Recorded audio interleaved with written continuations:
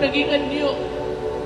Hindi katatakutan, hindi pangangambahan, kundi katutuwaan, madaling lapitan, isang sanggol.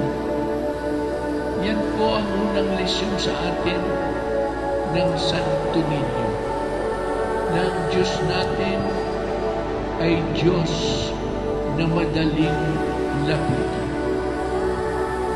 Diyos na hindi dapat katakutan.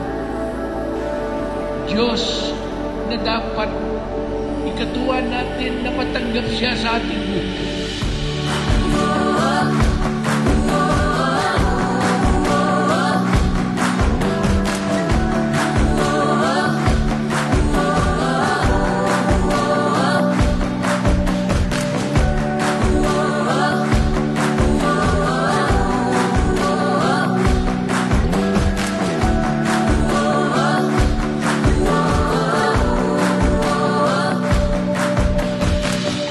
Kayo at ako, mga anak ng Diyos, alam natin, mahal tayo ng Diyos na makapangyarihan sa lahat.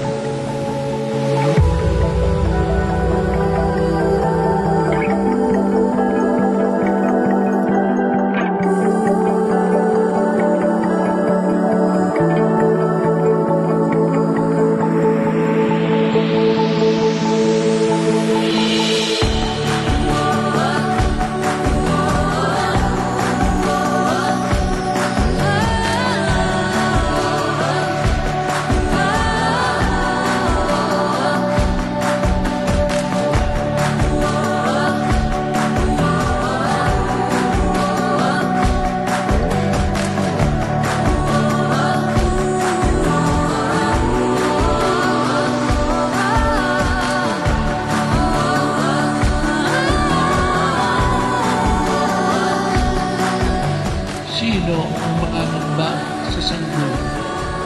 Sino ang hindi matutuwa sa sanggol?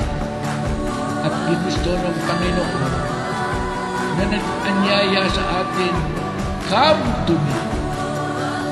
Pumarito kayo sa akin."